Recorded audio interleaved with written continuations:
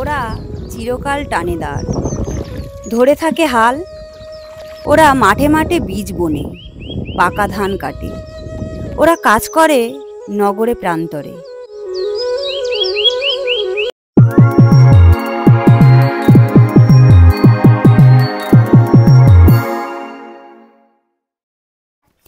নমস্কার, আমি মন্দিরা। ব্লগার্স মন্দিরা চ্যানেলে সবাইকে জানাই স্বাগত। বন্ধুরা, আজ আমি আপনাদের সামনে তুলে ধরছি সুন্দরবনের বসবাসকারী এক দরিদ্র পরিবারের কথা। উনি কিভাবে সুন্দরবনে ইনকামের প্রতিকূল পরিস্থিতিতে জীবন সংগ্রাম করে জীবিকা নির্বাহ করে চলেছে। থাকছে তার জীবন কাহিনী। ছোট থেকে বড় হয়ে ওঠার নিত্য সঙ্গী ছিল অভাব। পরিবারে বড় ছেলে হওয়ায় অভাবের তাড়নায় বুঝে গিয়েছিল পড়াশুনো তার জন্য নয়। তাই বাধ্য হয়ে বেছে নিতে হয়েছিল জাল নৌকো, জেলে জীবন দশা।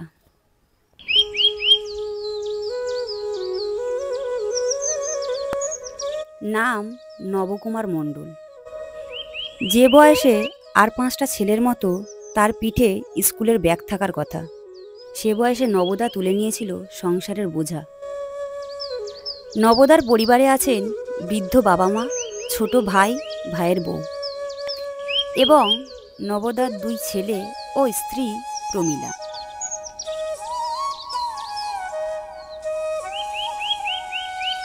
পরিবারের বাকি সদস্যের মুখে হাসি ফোটানোর জন্য নবদা এবং তার স্ত্রী করে চলেছে অক্লান্ত পরিশ্রম।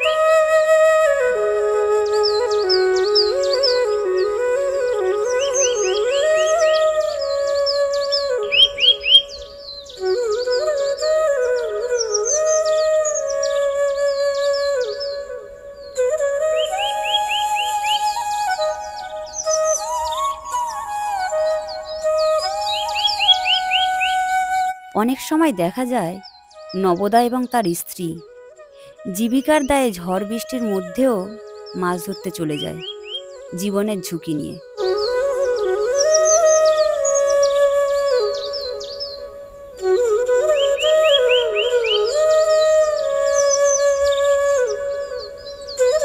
তবে এত পরিশ্রমের মাঝেও তাদের ঠোঁটের কোণে একটু হাসি ও অনেক অনেক খুশি দেখা যায় যখন তাদের জালে অনেক মাছ আটকা পড়ে।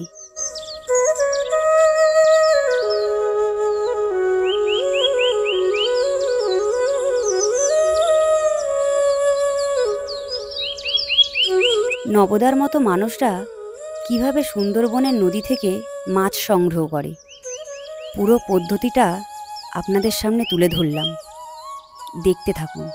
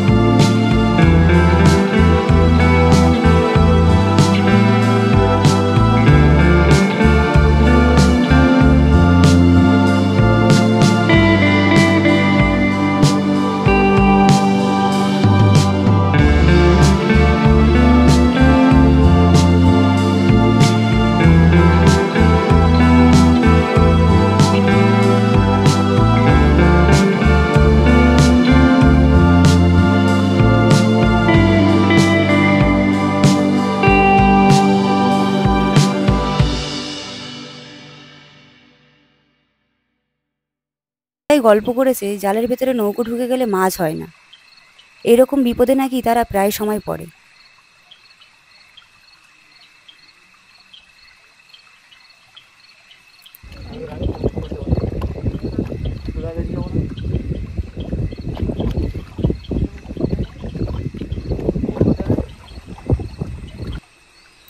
জাল বাঁধা তো শেষ, এবার ফেরার পালা।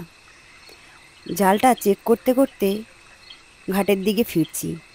জাল বাঁধা ঠিকঠাক আছে নাকি তাই নবদা দেখতে দেখতে চলল ঘাটের দিকে।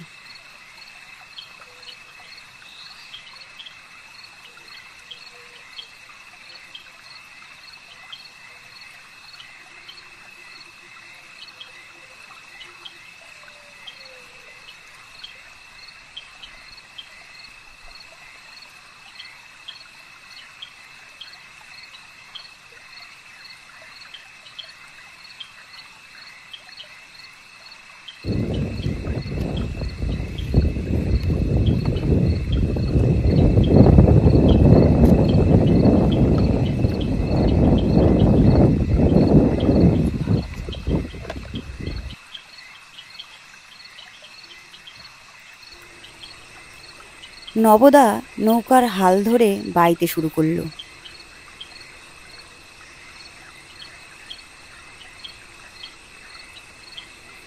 মনে পড়ে গেল পদ্মা নদীর মাঝি উপন্যাসে কুবেরের কথা।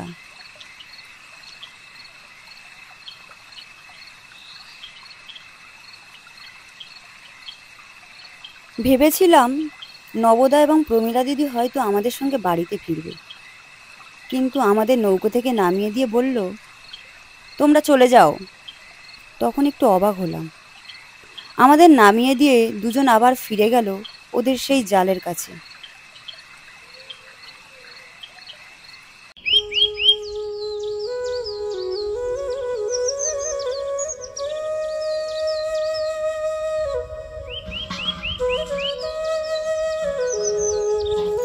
পরদিন সকালে মাছ ধরার পালা। সারা রাত জেগে যে পরিশ্রম করেছে তার ফল সকালে পাওয়া যায়, কিন্তু দুর্ভাগ্যের ব্যাপার হলো আজ আর নবদার মাছ ভালো পড়েনি।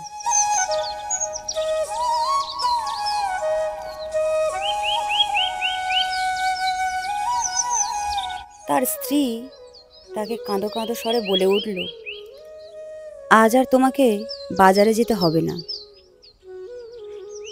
কারণ আজ বাজারে যাওয়ার মতো মাছ আর হয়নি। দেখে আমারও মনটা কেঁদে উঠল।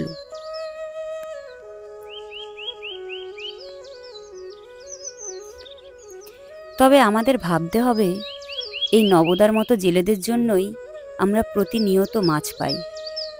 গ্রামে থাকি বা শহরে থাকি, এই জেলেদের কারণেই আমাদের চোখে আমরা অনেক ধরনের মাছ দেখতে পাই বা খেতেও পাই।